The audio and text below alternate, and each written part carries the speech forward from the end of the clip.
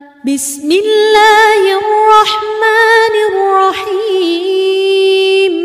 هل أتاك حديث الغاشية؟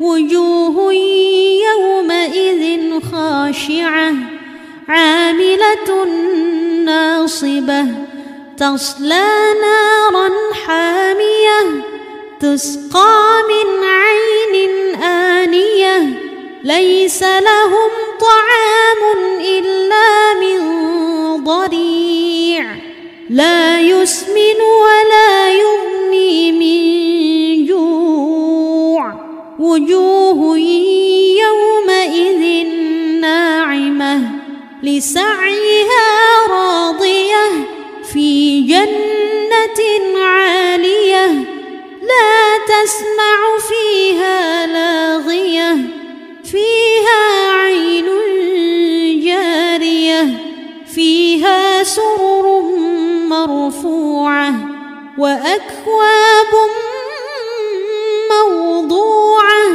ونمارق مصفوفة وزرابي مبثوثة أفلا ينظرون إلى الإبل كيف خلقت وإلى السماء كيف رفعت وإلى الجبال كيف نصبت وإلى الأرض كيف سطحت فذكر إنما أنت مذكر لست عليهم بمسيطر إلا من تولى وكفر فيعذبه الله العذاب الأكبر إن إلينا إيابهم ثم إن علينا حسابهم.